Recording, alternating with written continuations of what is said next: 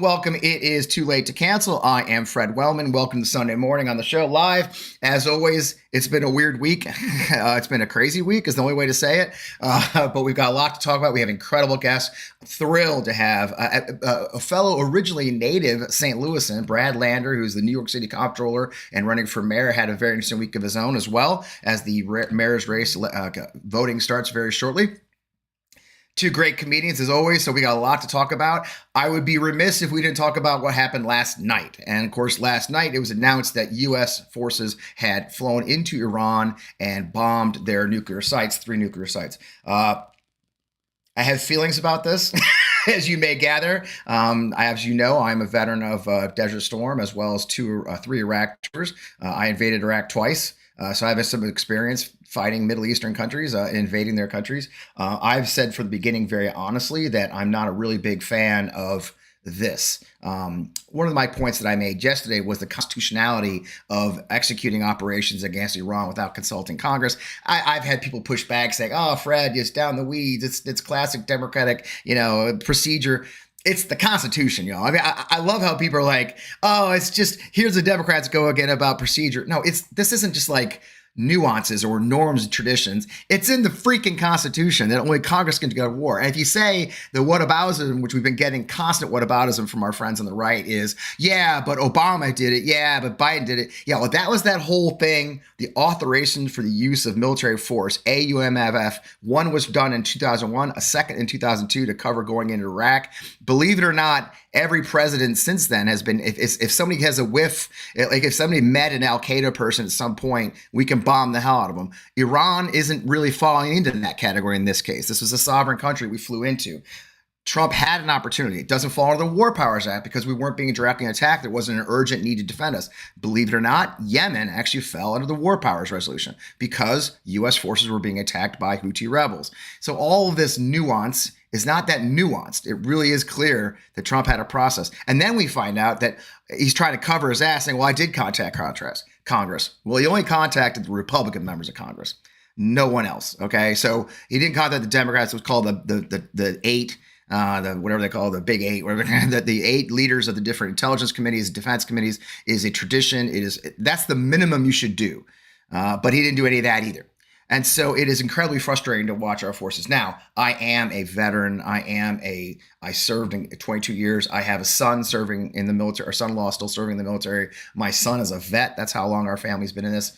World War II dad, World War I grandfather, great-great-grandfather, Revolutionary War. This is kind of in our blood. And that's where I go with this. The fact is that right now, as you and I sit here, and we're going to have a fun show, we're going to have interesting conversations with smart people. But I'm going to tell you right now, around the world right now, there are military families incredibly worried.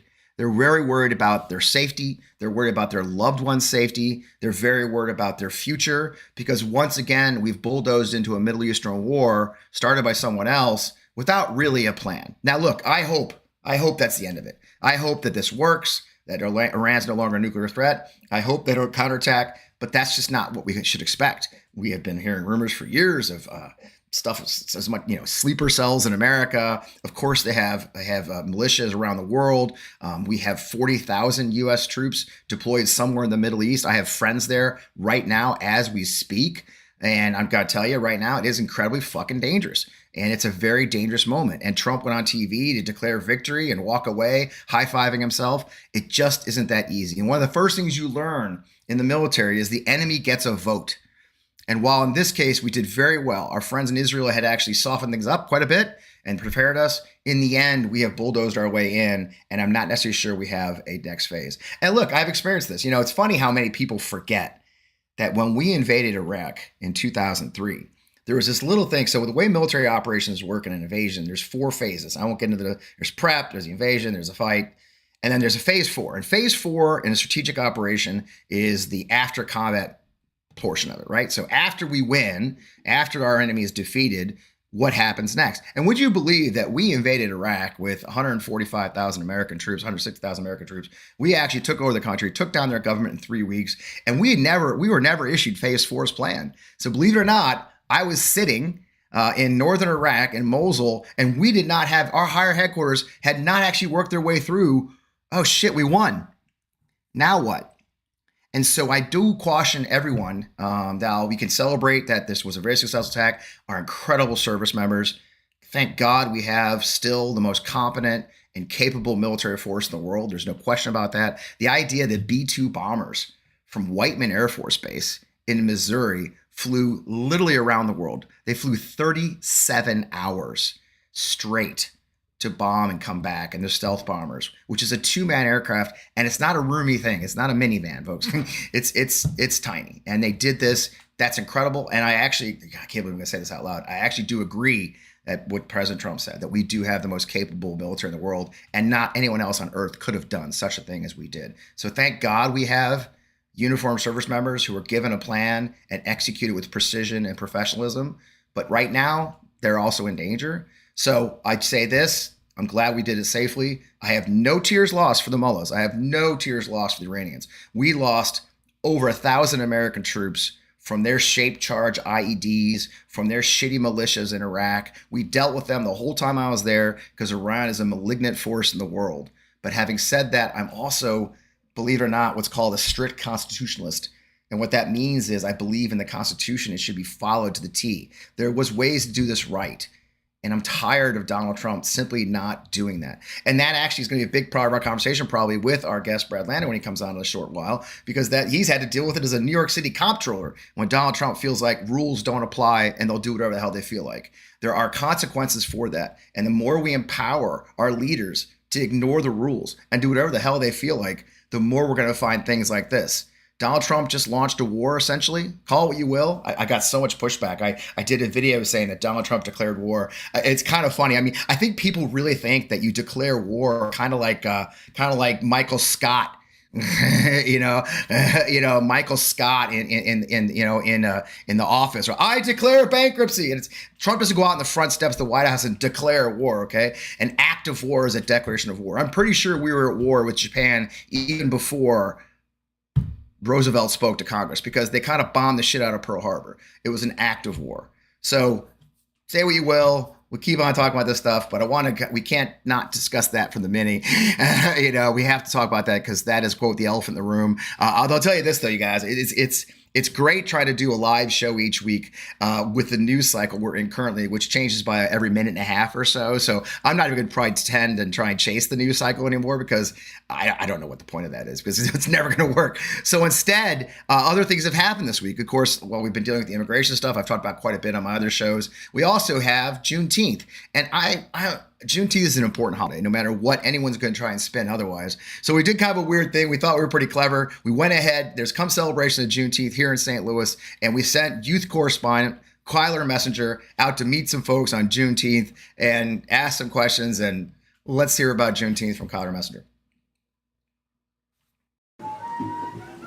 Too late to cancel viewers, hello and welcome. My name is Kyler Messenger. I'm outside at the Griot Black History Museum, and today is Juneteenth. We're here to celebrate. Right now, some beautiful jazz music going on. People are outside. Here with? I'm Antoine Adams Sr. with New Roots Urban Farm. All right, Antoine, what are we doing out here today? What are we celebrating? Celebrating Juneteenth, and in one word, just liberation. Can you just tell me why you guys are specifically here today and what this day means to you? We're here because Juneteenth represents the freedom of all people by all of us realizing that we were free because it was late. So it's the actual celebration. So once we're free, everybody else is free, because we feel other people were free way before us. So it should be a celebration for everybody, for all people. I'm Frizzy. I'm Rello.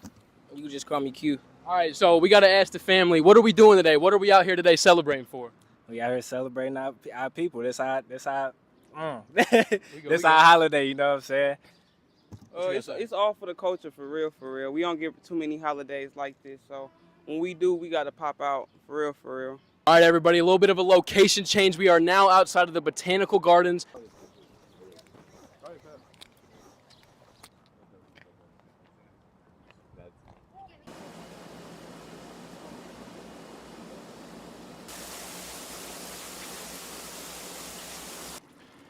All right, too late to cancel. Viewers, haters, whoever's watching this, thank you for watching, and make sure to celebrate Juneteenth. This has been Kyler Messenger reporting, and happy Juneteenth, everybody. And you got a tour of Missouri Botanical Garden as well. All for you. That's how, I mean, we're sort of like St. Louis ambassadors here at Too Late to Cancel, whether you like it or not. Juneteenth is an important holiday. It's so key. We actually have a guest from Texas today. And so we're going to talk to Jason about Juneteenth because I'm sure he learned about it in school.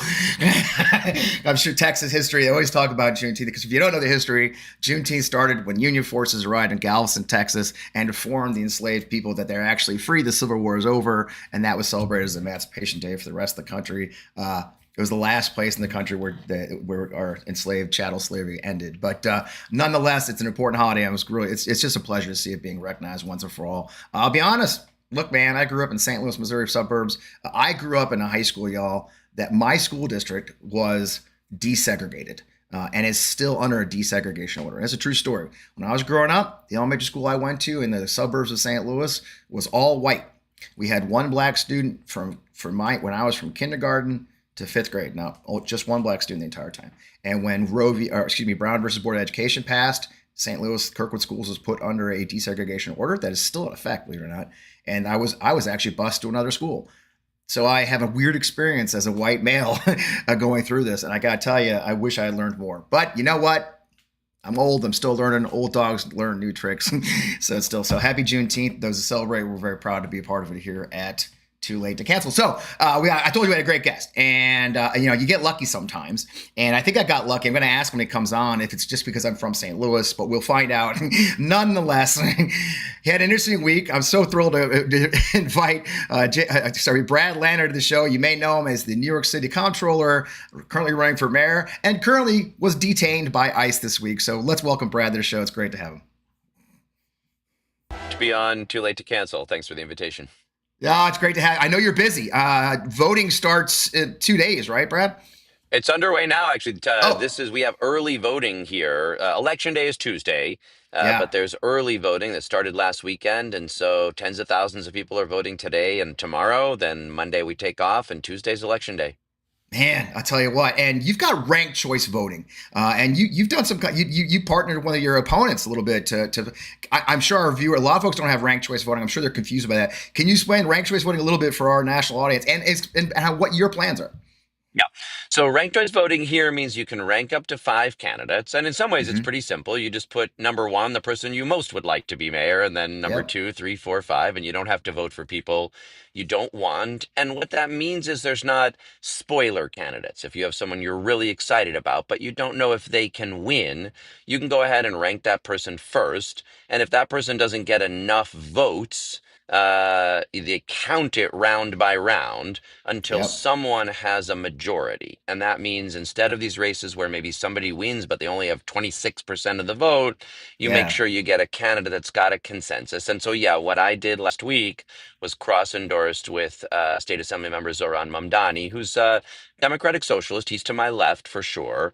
But we both agree that we cannot allow disgraced, corrupt, abusive Andrew Cuomo into City Hall. And so by teaming up, he and I are, second and third in the polls. We hope our voters will rank the other person second, and that one of us will then beat Andrew Cuomo and bring positive, forward-looking, progressive, effective leadership to the city, and not the disgraced politics of the past. That's right. And you know what? We just had a mayor election here in St. Louis, and Kara Spencer won. Nice person. I met her. She beat an incumbent. And in many ways, her number one thing that she ran on was competence. It's funny how often we find people who run for a mayor, especially at the largest city, like New York, but they forget that the job is simple, right? It's pick up the garbage, it's clean the streets, fix the potholes. I saw competence is one of the things you're running on, aren't you? I mean, yes, for me, it's really a combination. I mean, I'm the city controller. I know how these agencies work and don't work. I've audited every one. I've saved taxpayers billions of dollars. I know how to make government work better. I do also have a big, ambitious vision for what government can be and do. I've spent my life working on affordable housing. I've my kids went to New York City public schools, and just like we had a desegregation program in St. Louis, I fought to bring a desegregation program for the middle schools in my district, and they're all better as a result. This is the city with the Statue of Liberty in the harbor, with Stonewall Inn. Like, if we're going to show how inclusive multiracial democracy can work anywhere, it's going to be in New York City. And for that, you need a mayor with an ambitious, progressive vision, but also with that competence to actually get the garbage picked up and keep the neighborhood safe and Yeah. deliver the good schools and childcare. And that's the campaign I'm running. And you've been you've been in affordable housing as long as you've been in this business, right? You Even longer. So I spent yeah, 15 years as an elected official. I spent 15 years before that working in two nonprofit organizations doing tenant protection, affordable housing, and community development. It's really my life's yeah. work. Your whole career has been in that, and that is a constant problem in New York. And you're not alone in that. I mean, major cities across the country are facing an affordability crisis. How do you address something? It's a big bear to bite on. I mean, how do you start biting down, eating an elephant like that? Yeah, no, it really is a big challenge. And there's tenants who are seeing their rents skyrocket. And so we have regulations here that don't, that set how much for about half our rental stock. New York's got about 3 million housing units, a third of them home ownership, a third unregulated rentals, and a third rent regulated units. And that means on those units, a city board says how much the rents can go up each year. So you work to keep those rents down. This year, I'm advocating for actually a freeze on the rents for tenants, that they not go up this year at all, because Eric Adams has raised tenants' rents 9% over the last 3 years. So keep the rents down, build a lot more housing. Part of the reason we have this problem is jobs have grown much faster than housing. So I've got a Yeah, plan for 500,000 homes over the next 10 years. That would sound big in St. Louis for sure, but it's big in New York as well. But yeah, I've shown where to do it. And I built, when I was a city council member, I led a redevelopment effort around an old industrial canal where now 8,000 new homes are rising, yeah. 3,000 of them genuinely affordable to low income and working class families. And that's the kind of leadership I'll bring to City Hall. I spent time in New York during the COVID crisis. I was the chief of staff of Frank Ryan Larkin Field Hospital up at Columbia's Baker Fieldhouse.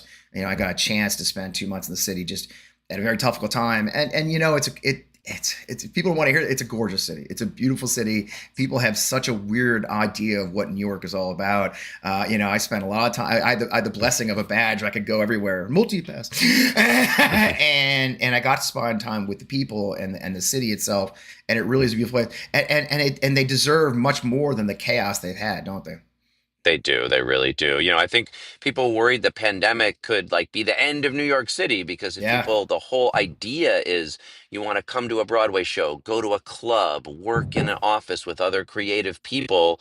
We live in close quarters here, and amazing things happen as a result. And thankfully, we can still have that. We got through the pandemic, for all our differences, but we need a mayor who brings people together and makes government deliver for them.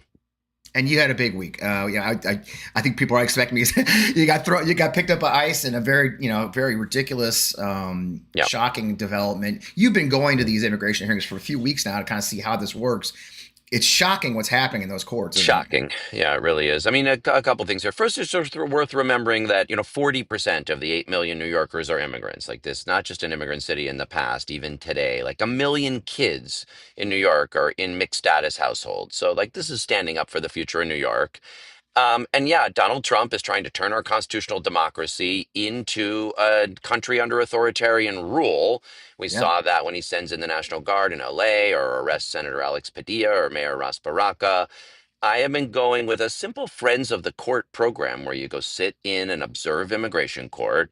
And if people have their asylum seeker status stripped away, they might get grabbed by ICE agents in the elevator lobby. And so we just try to walk them out of the building. And I've been doing it a few weeks. I've walked, 5 families out with no trouble at all. And then on Tuesday, I was walking out a gentleman named Edgardo, who had just been stripped of his asylum seeker status, when that, group of ununiformed, masked ICE agents descended on us, grab him, grab me, separate us. I was in detention for 4 hours. Edgardo is still in ICE detention, and thousands of folks are. They mostly don't have lawyers. They haven't had explained what's going on. They don't speak English. Like when we talk about creeping authoritarianism, it looks both like arresting elected officials, just asking for warrants or standing up for their people, and turning our immigration courts into a place of like masked, ununiformed guys who grab people and disappear them. It's a critical time to stand up for the rights that we know people need and for the rule of law. Yeah, and people don't real. I mean, these are people trying to do the right thing, though, aren't they, Brad? I mean, that's what I think. What Important point. Yeah. upsets me is I have interpreters that came over. One of my interpreters was murdered in Iraq. We got his widow and children over here at 2. Mom's a citizen. We're still struggling to get his daughters the right paperwork 18 years later. But these aren't people who, snuck in. They're literally reporting for their meetings. They're going to asylum court. People forget these asylum these judges, immigration court judges. They're not part of the court system as other judges, are they? They're actually part of it, the other system, aren't they? Such an important point because, of course, Trump and Pam Bondi are still talking as though they're going after violent criminals, but No. everyone in this immigration court checked in with Border Patrol when they came, asked for the opportunity to seek asylum, got a court date, showed up in court expecting to be able to explain to the judge why they're afraid of persecution if they're deported back to their home country. But instead of getting that opportunity to explain, they get their asylum seeker status stripped and then grabbed. And in no case was anyone that I heard. Again, these aren't criminal. It's not a criminal court. No. There's no reason to believe these people have, whatever, have a parking ticket. So, Right. yes, what they did was try to come here and ask for the opportunity to explain why they're afraid they'll be persecuted if they return. And I mean, on average, only 20 or 25% of them will be found to have a credible fear of persecution, and the others would Yeah. have to go back. But international law gives you that right, and to corrupt it in this way that strips your right even to present your case away, and then have you grabbed in an elevator lobby by a gang of people who don't identify themselves? Like that is like what happens in a banana republic. Yeah. And it's what's happening here right now. And it's got to put, I mean, say what you will about police, it's got to put NYPD in a tough place. Uniformed police are doing, they wear uniforms, they wear badges, they have numbers. And now you've got people on your streets of New York piling out of vans, unmarked vehicles without a proper uniform on. I mean, it feels to me that as a city leader, you're sitting on a powder keg that could end up Agreed. in some very dangerous places, isn't it? Yeah, no, absolutely. I mean, NYPD officers, they wear uniforms, they have badges. When they interact with people, they explain why. When they're executing a warrant, they tell you why. That doesn't always make it easy, Yeah. but that's what the rule of law looks like, is we have Yeah. laws, we assign people to enforce them. And then when you have these federal agents doing none of that, look, I think part of what Trump wants to do here is escalate conflict and provoke chaos, Mhm. and then use that as an excuse to send the National Guard in like he did in Los Angeles. So, look, that presents a challenge for those of us who love democracy and the rule of law. We have to find ways that are nonviolent and de escalating, but also that are insistent on rights and due process. So, I value the nonviolent tradition here of bearing witness and showing up. And that's what I was doing Tuesday. I went back yesterday, and I'll be back again after Tuesday's election. And I hope other people will as well. We're just doing what's called a friend of the court program. There are a lot of ways people can show up to protect our democracy right now. Peacefully and patriotically. I Amen. led a protest. I was part of the organizers for a protest, a rally in DC for veterans, Unite for Veterans. And that was our catchphrase, was peacefully and patriotically. We have rights. We have a First Amendment still, and we have a way. We don't want violence. I mean, I lived in Baghdad, twice. I was stationed in Baghdad. I know what it looks like. Yep. And it's funny. What's interesting about this moment too is I can't help be struck by how so many people think it won't affect them, but you're the city comptroller now, obviously largest city in the country, but you woke up one day with $80 million less in your bank accounts, right? Because Yes. Elon Musk had a tweet out, right? I mean, the next morning, people probably forgot. I think it was February, right, sir?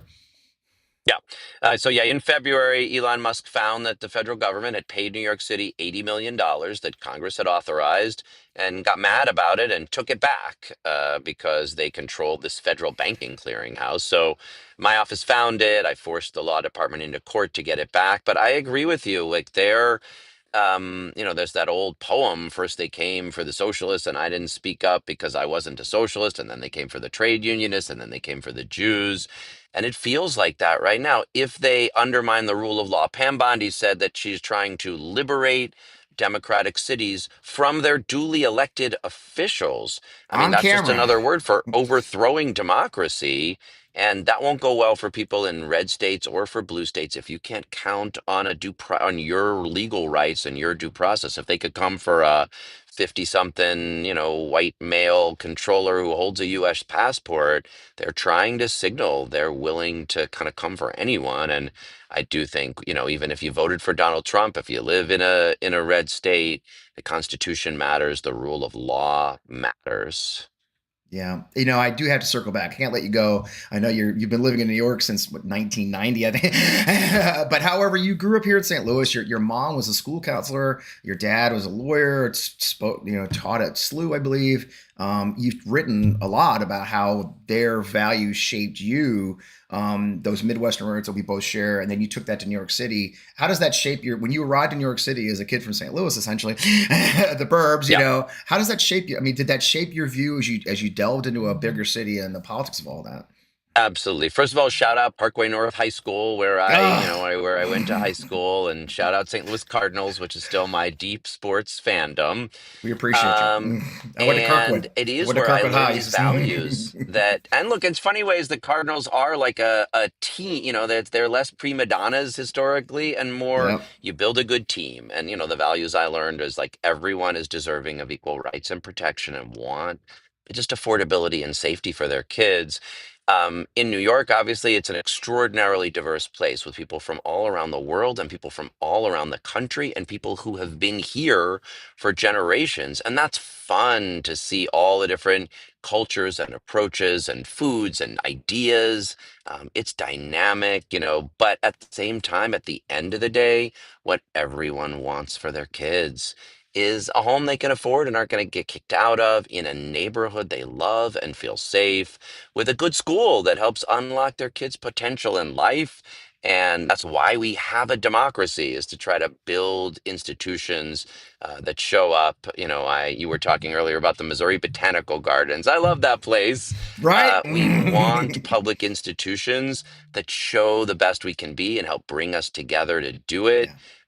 And yeah, I've been blessed to have a career working on that in New York City, and I hope the voters will elect me on Tuesday. I will say, on the debate stage last week, as I was attacking Andrew Cuomo for sexual harassment, for corruption, and for sending people to their deaths in nursing homes with COVID and lying about it, the best he could do was attack me for being from St. Louis. And I thought, you know what? If that's the best you got, bring it on. Yeah, classic Como. It never ends with that guy. I wish, I hope, again, I'm glad you're bringing our values out there, and great, the New York values. I married a girl from New York originally. I went to West Point, so I spent a lot of quality time down there, and it's a special place in my heart for having served there too. I'll But shout out here just quickly. I'm the only candidate please, in the race with a plan to strengthen the New York City Department of Veteran Services. Obviously, we have a ton of veterans here in New York City, and friends that work unfortunately, there. after promising to make that a effective department, Eric Adams has really neglected it. So, those are New York values also.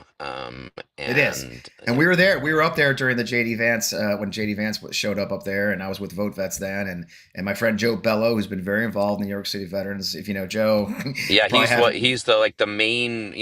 Our veterans platform is very largely shaped by Joe's advocacy and Oh what he wow! thinks All need to right, happen I'm here. done. So, He's the real deal, and yes, that's he wonderful is. here. He cares about New York. It's hard to separate the veteran from New York when you talk about Joe Bello, but it is. You have a huge veterans population, and it does matter. And I like to say a lot that we are America, and the things that when you solve the problems for veterans, homelessness, medical care, housing, you're solving it for everybody. We are America. It's just a microcosm of that. So I'm thrilled to have that. That's Yeah, I one mean, of your it's both. Those priorities. are both the values our service members and veterans are fighting for, and a kind of like avatar of what we need to deliver to everyone. Yeah. Well, I've taken a lot of your time, Brad. I know you're too. Thank Nice you for to taking talk to time you. for us, man. I appreciate you taking time as you get ready for the election. Good luck. We're thrilled to have you on, and keep up the fight. It was good to see. It's always good. Look. I'm a guy. I like to see us in the fight. So getting in there matters. So thank you so much. Great to talk to you. Thanks so much. Good luck. Oh, what a great conversation. And it was funny. I only found out he was from St. Louis. I was sitting with a friend of mine, Tony Messenger. You might recognize the name from our youth correspondent. But Tony goes, Fred, he's from St. Louis. I'm like, no, I got to get hold of him. And so I was very fortunate that our good friend, Sarah Beth Rosenberg, friend of the show, you've seen Sarah Beth a few times in the show. She's one of my go-to panel members. And Sarah Beth was able to connect us with Brad and his team. And God bless me, showed her for our little show. So thank you so much for that. I got to tell you guys, it is an important moment. If you're in New York, you've got to participate in this. You've got to participate in your democracy. You've got to participate in your democracy at every level of democracy. It all matters. And like I said, I brought up the point about the $80 million theft from New York City's by Elon and Trump, because look, if you're sitting somewhere like St. Louis or Cedar Rapids, Iowa, or Tucson, Arizona, and don't think that this isn't going to affect your life very, very directly, I have terribly bad news for you after 6 months of this crap if you don't think it's going to. That goes from everything from stealing your money for your housing to, starting a war with Iran. And so that's why I love having people who are here and are going to talk about the issues that matter to all of us. Now, we got a great panel. We're going to start out with a panel of one and then build it as we go. As always, we go along. It's so wonderful to have everybody here. So let's go ahead. JJ, you're up. Let's go to the panel, baby.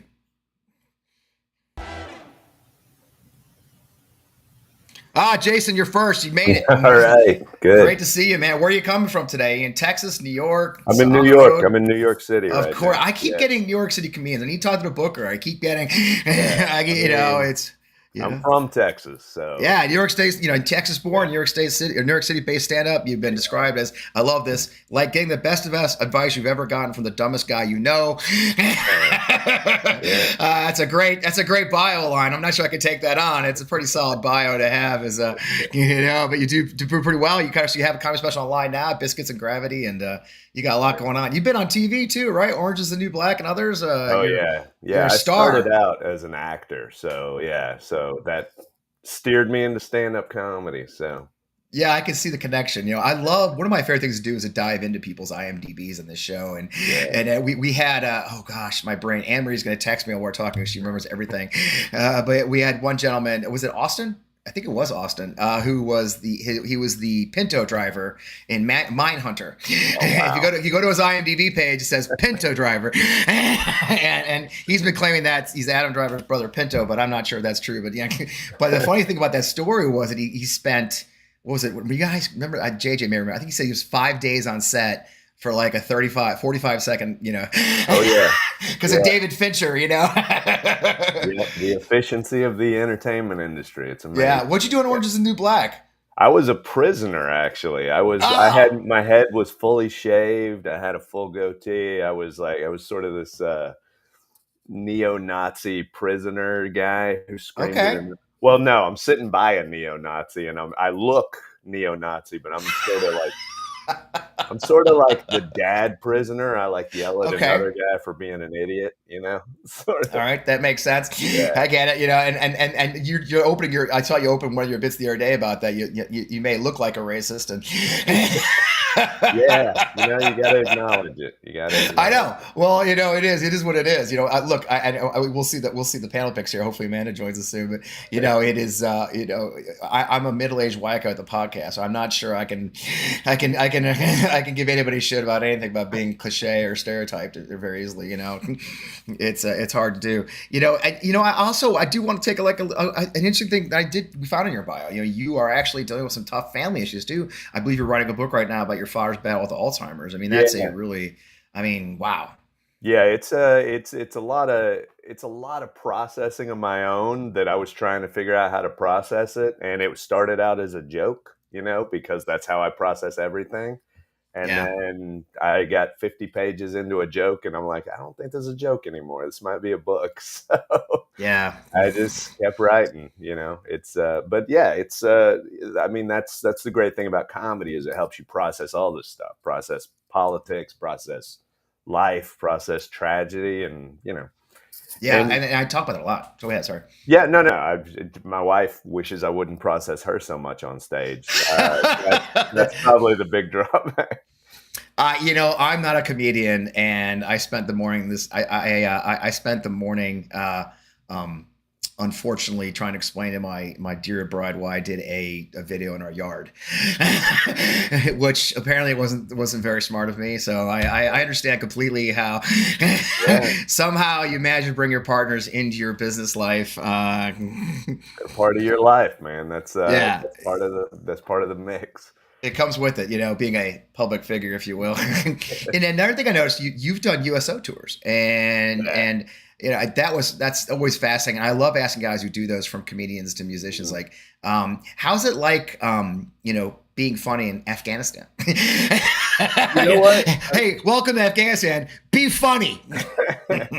I will say, you talk about a crowd that is ready to escape. That was probably one of the greatest experiences of my life, because I'm not a soldier. I haven't done that side of it. So being able to go and make those guys and gals feel great about themselves and take a little pressure off, add a little levity. I mean, that was huge to do. And I mean, we were all over Afghanistan. So we were in some situations that were post, death. I mean, these guys had experienced death within a few days prior to us coming. And then we're in other situations where, everything was very secure, and they were in the more secure parts, and and it was a lot more Taco Bell. Yeah. I mean, it's wild when you're over there and you're like, oh, we set up a country in their country. Yep. And it was wild to see, but I mean, you learn so much, especially coming from, my dad was in the military, but I never served in the military. And so you get an experience that is irreplaceable if you don't come to it with that knowledge beforehand. So it was great. I explained your sense of humor. I joke, people don't believe me when I tell them that military people have the most dark sense of humor, but are very funny. I mean, the biggest laughs I ever had was literally trying to fly a helicopter through fire. I mean, it develops. It's just survival technique, isn't it? Absolutely. The last place we did in Afghanistan was a hospital, and we were exhausted, and we were just like, oh man, I just want to get some rest. But we went to this hospital, and it was the greatest thing that happened. It was so cool, because those guys, their humor, they'll laugh at anything, because you need the gallows humor. I guess that's true. I guess. Oh, hey, Amanda's here too. Hey. Hi, Amanda. This is great. Welcome, Amanda. Gail, also a New York City and Hoboken-based comedian. Yeah. So the mean streets of Hoboken you grew up on. Amanda, welcome to the show. It's great to have you. We've been busting Jason's back for a few minutes here. So. Okay. Well, good thing I'm late, because you need time for that. So. Yeah. I know. I was doing the research, and you guys are on the same poster a couple months ago for a show. I'm like, oh, this is just too small. We were on a show Friday. We were on I didn't know that. Yeah, we run a show together in New York, so it's funny. Well, I'm glad you guys are back together again here for Too Late to Cancel. It's Sunday morning in New York. Be funny. No, I'm kidding. Trying to be awake. Yeah. So Amanda, you were shaped. Are you living in Hoboken now? Are you back in the city, or living in Hoboken? Yep. The mean streets of Hoboken. How's that shape your humor? What? How does that shape your humor? The mean streets of Hoboken, New Jersey. Well, Hoboken's not funny at all. There's nothing funny about Hoboken. It's very mainstream kind of town, or now it is. I mean, the locals, like the natives, like the Italians that came here in the 80s, that are gazillionaires now because they bought all the buildings, and so they're fun. They have social clubs. I don't know if you know Italian culture, but the social clubs, and they all sit outside the social club. And so what is that? Bocce? Is that bocce? Yes. Yeah. So let me tell you my Italian heritage. Okay, I was born in New Brunswick. I lived in Orange, New Jersey. My grandparents my mom's native, the second generation Italian. Okay, so I'm third generation Italian. Here's my New York Italian. My grandfather helped build LaGuardia Airport. Wow. which I'm sure wasn't part of the mob in any way whatsoever. Because everybody knows, 1940s and 50s construction wasn't Italian mafia at all. No. It was about halfway through my adulthood, but I figured I was like, oh shit, I wonder. Yeah, that's I grew up in New Jersey, going to the shore every year. I grew up so we go I live in St. Louis now. I did that and now again, but we drive to New Jersey in the station wagon and then go to the Jersey Shore. So that is my heritage right there. I'm actually from East Brunswick. Oh, no way! I grew up in East Brunswick as well. I had Small world. It's not as interesting, but sister. My sister. Well, I'm glad we have that. Good. There you go. See, we're taking over the world, and that's how it works, I mean, you're all over the place. I mean, you've got it was funny, I was looking at your podcast, you had several podcasts, and I put your bio together. And by the way, you guys, just so you know, so you're prepared, producer Katie produces fun facts, and if you look, see, here we go. So, she got mad at me because I kept stealing some of her fun facts to ask questions. So even I'm surprised at what appears on screen, but that's Katie's doing nonetheless. But you've got a current podcast right now, right? What's your latest? Applique, I think, or what's your latest? Oh yeah, it's called Clickbait. Yeah. Yes, Clickbait. There you go. There you go. So what do you do? Are you doing that solo, or what are you talking about? I do with another comedian, Karen Margolis, and we just review viral clips and have a lot to talk about with that. So, two Jewish hosts, we don't run out of opinions. So I should not touch that. I'm just going to walk away from that. Me and Jason, I'm just going to let that sail on by. Yeah, not run out of opinions. So. I've never heard that. Jason, you've ever heard that before? I'm sure you haven't. I know both of these women. I've heard it constantly from them. They're from them. And you have this weird week, I believe. I don't know how but you do it in like a minute and a half to 2 minutes. I'm not sure how do you consolidate this moment into 2 minutes? I don't know how you do it. There's a lot of stuff on the cutting room floor. I try to have it be whimsical, which is also that's a challenge. Challenging.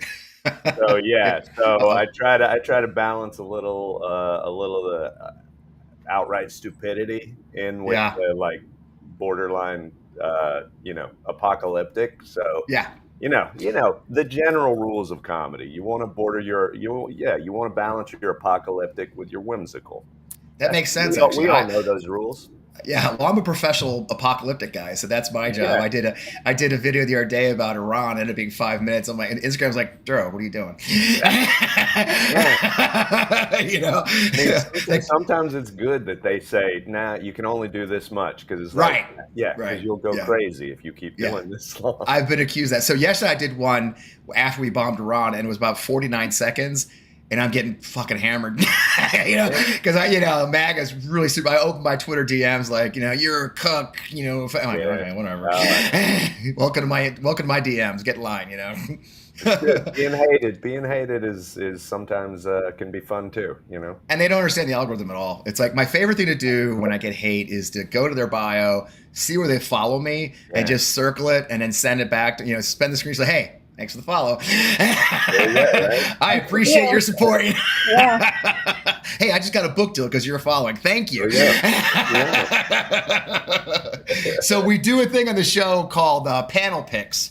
Some of them are drawn from your bits. I don't know if you followed the show. I warned you. I didn't tell you. JJ, the producer, produces them, and me. So what happens is we're going to bring them up. We're going to watch them appear, and then we pick. We just kind of riff on it as one does, and these sort of things. So JJ, go. Oh, there they are.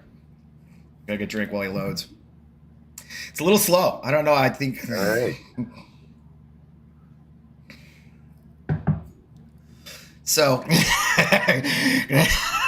I think we kind of pull from that. Amanda, you're the lady of the house and the last one to show up. So, Amanda, you pick one first, and we discuss amongst yourselves. That's it. I don't think this panel should talk about Juneteenth. I think we should stay away from that. Well, it ties to the last one. It does. Okay. See what I'm saying? There you go. That's it. What are we stereotypes? That might be interesting. Yes. Well, you got me. I was saying before you joined us that I am a middle-aged white straight guy with a podcast, which my son is very happy to point out to me all the time. When I just started this 3 years ago, and when I did it, my son has unmercifully busted my chops about it ever since. But here we are; it's working out pretty well. And I know, Jason, you talk about it a lot. You're from Texas, and look like you do. Yeah. People, I get people congratulating me. Yeah, people going, "Oh yeah, happy January 6th." No, I just look like this. Yeah, I'm like, all right, come on. That's hilarious. Yeah, I'm a veteran, so I get the same thing. I'm a Gen X white veteran. I get the exact same thing. I was sure you're like, you're not MAGA? No, it's weird, right? I don't get it either. Crazy. Yeah, like when I was growing up, this just meant that you did yard work and had a mortgage. Right. Exactly. And yet here we are, Yeah. And look, Amanda, you can't duck this one. You just admitted yourself you're a Jewish girl from Hoboken. So come on now. Oh, yeah. So stereotypes of me? Yes. Well, neuroses for sure, which I Jason can attest to. Neurotic. Comedy stereotype. Definitely opinionated, not one to hold back their opinions or run out of opinions. What? Stomach issues. Every Jewish person I know can't digest one food. What's yours? One food. I do not know any Jewish, specifically Ashkenazi, because I'm Ashkenazi Jew. Okay. Every Ashkenazi Jew I know has stomach issues, and there's at least one food they cannot digest properly. I gotta know what the food is. What's the food? Everybody's different. What's yours? What's mine? You just have stomach issues. I don't know if there's like a specific food. Yeah. Yeah. So that's why we're the perfect pair, because everybody who looks like me will eat food off of another person's plate. Yeah. So, see there. Yeah. So we you let that go to waste? We paid good money for that. I'm not throwing away food. Finish your damn meal. Yeah, no, I get that. I do get that. And that makes absolute sense. Bring them up, JJ. All right, Jason, you're up. All right, let's go. I don't know, Amanda. Do you know what mansplaining means? It's never happened. I've never done it. I want to talk about Juneteenth. I do. Yeah, please. Because you're from Texas. You know why I want to talk about Juneteenth? Because being from Texas, I'm like, I want to know, did either of you know about Juneteenth when it, like, growing up in school where you taught about Juneteenth? Okay. No. Yeah, that's the thing. What's weird is I grew up in a school where they taught Texas history, and I've got a joke about this, but like everybody who learned Texas history learned Juneteenth exactly like it happened years later. After the fact. Just like everybody else. Just like Juneteenth happened. But I also grew up in Dallas-Fort Worth area, and that's the home of the grandmother of Juneteenth, Opal Lee. Oh, wow. And weirdly enough, Juneteenth was in Dallas-Fort Worth area, was like every year was like advertised on TV. Like she pushed for it, and she's the one that ended up getting Biden to make it a national holiday. So weirdly enough, I learned about it through Channel 8 News. Through watching. The power of local news, folks. It matters. The power of a commercial during Love Boat. That is how we learn about June. That's what we Wait a minute. Are you Gen X, Jason? Are you an X? I did not know. You're one of us. One of us. I don't even care if this is successful. This Gen X. You're not though, are you, Amanda? You're a millennial, right? Millennial. So yeah. Yes, that explains. Now Gen X has to represent. I'm telling you right now. We had Foreigner on the radio on the jukebox yesterday. The jukebox here. That's an MP3 for people who have large houses. Back of my spinning the discs. Back to being a stereotype again of Gen X. Here we are, nonetheless. I have never met a happy-go-lucky Gen X. Gen Xers are literally the reality bites generation. I mean, you guys are pretty happy for Gen X, but Every Thank Gen Xer is very like, how do I say it? Like disillusioned. Like, We're like, some of us are optimistic and some of us are pessimistic. yeah, But almost all of us are cynical. cynical. we are That's the word. cynical. That is the thing. But Yes. the thing about Gen X is, it like, there's that whole graph. I could make you a graph right now, from optimism to pessimism, from cynicism to romantic. And romantic, if you do romantic and optimistic, that's Luke Skywalker, and that's science fiction. That's not a real human. Yeah. You want to go to the other end of the spectrum? That's Kurt Cobain. That's our real. There you go. That's Gen X's real Luke Skywalker. We are a cynical bunch. Yeah, exactly. I mean, it really is. I mean, it really is that cynical, because I just laugh how it's funny. What was it a couple years ago? Somebody did a poll and said, which generation is the most, the best. It was like boomers, millennials, Gen Z. Or like, we're so cynical that we named it Gen X because we just assumed there were only 2 more left. And we're trying. And we're trying. As of yesterday, we're giving it the college try to end it all. I mean, you grew up in the Cold War, all you hear about, I grew up in bomb drills. We actually had nuclear bomb drills when I was a kid. Come on, that's how. We did. Yeah. 100%. Because we had military bases in the region. So it was like, oh, yeah, we're going to get bombed. There's a certain cynicism that goes with that, I think, no matter what you try to do. So, well, that took a sidetrack that I didn't expect. Go ahead, pick the picks back up, JJ. All right, we talked Juneteenth. We never did mansplain. So let's talk LA riots, I guess. Let's do it. And Amanda, you do sports shows. I've seen you talk sports. At least be a guest on a couple sports shows, and that's been one of the things I've been laughing about the most is they're freaking out about the LA riots. A whole car burned, which has been the sum total of all the violence, I think, so far. But nonetheless, Philadelphia or any college town will basically burn to the town, and but we don't deploy the National Guard. It's got to be. I mean, both of you tried to summarize the stupidity of the week. Good luck with that, huh? I think like, burning, that's probably one of the scariest parts, is burning the Waymo cars. Because I know that when the robots take over, they're not going to be happy when they watch that. They're not going to forget. They're going to be like, you killed one of ours, and we'll like, that's the guy that I think is in the most danger. I think whoever burned that car, I was like, you're out. I'm sorry. I even think it's the first robot to die in civil unrest in American history, possibly. We've been killing them in combat for a while. We've never done it. It's going to be written about by ChatGPT someday in history books. I hadn't really thought about that, but that's actually quite true, isn't it? Yeah, it is the robot revolution. I saw a comic yesterday about Sarah from Terminator smoking a cigarette as she watches all use AI for everything. It's there was a survey this week that said there's a study they did. I think it was one of the damn big schools, and they said that AI is making us stupider. Using ChatGPT, they literally studied brains. And they actually showed brains. I mean, you have to look it up. This would be a great bit for you guys.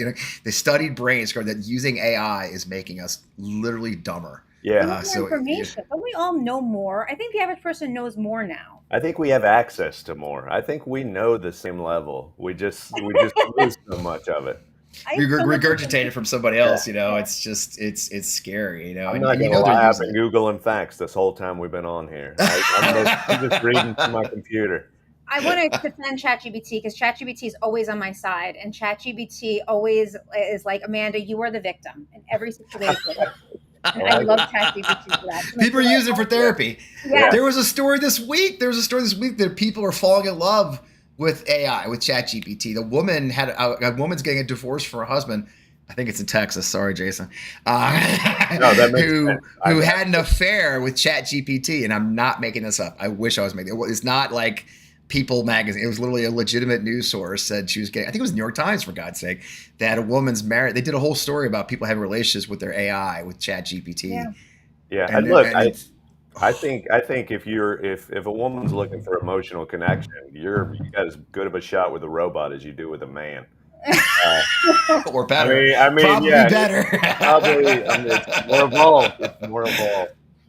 It's you're not wrong on that one at all, I think, as a matter of fact. So I kept you guys for a while. Amanda, where can people find you everywhere? Like, where's the best place to look you up, find your work? I mean, you write, you podcast, you are a woman of many talents. Yeah, the Amanda Gail, like on the screen. That's the best way to find me. And that's pretty much it. So just every social media platform, that would be the one. So the one. All right, we'll go there. We'll harass you there. And Jason? Yeah, you can find me at J Salmon Comedy on all the social media. I'm going to be in Hoboken this Thursday doing a show. I'm going to be in Plano, Texas next Wednesday doing a show. Pre 4th of July show. So that'll be great. Yeah, we got it snuck up on me. I think we're taking 4th of July off. I don't know which day it is, but I think we're taking that weekend off because we should celebrate America or hide in a bunker. It could go either way. Figure out whether those explosions in the sky are on purpose or exactly. It can go either direction this moment. But we're gonna laugh our way through it because that's what we do. Guys, thanks so much for joining me. I really appreciate it. A Sunday morning, I know. Thanks, Amanda. Thanks, Jason. We'll see you guys again soon. All right, thank you for having me. Thank you. Cheers. Bye-bye.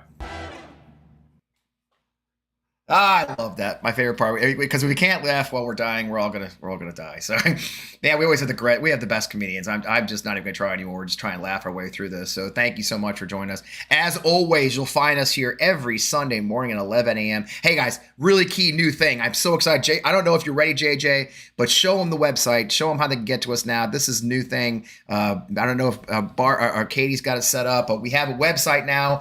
It's toolate-to-cancel. Look at this, you guys. Look at this. JJ did this, you guys. So we've got our own website now, toolate-to-cancel.com, toolate-to-cancel.com. It's just like the title of the show. You can find all of us there. You can find all of our shows. You can find upcoming promos. You get connections to our social media. If you page down, you're going to find a way to sign up for updates. It goes right to our Substack. You can get updated, see this live on Substack. It's all free. We'd love you to pay us, but for now, it's all free. So thank you so much. JJ, thank you so much for what you do behind the scenes. He doesn't get on camera much, but without JJ, we'd all be drowning and dying in place. And so I appreciate him so much. That's toolate-to-cancel.com. We're here every week. Of course, for those who don't remember, I still am with Midas Touch. I'm thrilled. I still have my exclusive, original, the OG podcast, On Democracy with FB Wellman, every Friday night at 7 p.m. Eastern on the Midas Touch Network. I tape it usually the same day, but I'm on the chat to talk to you and hang out with you and talk stories. So if you're not survived to the Discord, Vern and his Discord server, we see you, Vern. Barb's working on it, and then of course, a lot of work, Vern. I got jobs, man. But nonetheless, you can find me there in the Midas Touch. And sneak peek, we're gonna have a new show coming. I'm very excited to launch a new show. I won't tell you what it is yet, but it's gonna be a little bit more focused on some of the things happening in my other world, the veteran and military world, national security, and those kind of things. So we got a whole plethora of things. So make sure you go to the YouTube channel, subscribe, hit that button. That's On Democracy Channel and on the YouTube channel. We have it all. It's so great to have you guys here with us. I appreciate you. Once again, we've broken our audience record, the biggest audience yet. Thank you so much for everything. Every week you come here. Without the community, none of this happens. So if you guys can reach out, your friends, recommend the show, tell them they can find a place to also be informed and have a laugh at the same time, spend Sunday morning with us. I really appreciate you guys being here. I'm Fred Wellman with the team, JJ, Katie, and intern Satchel. We're so glad to have you here. We will see you again next week. Have a great week.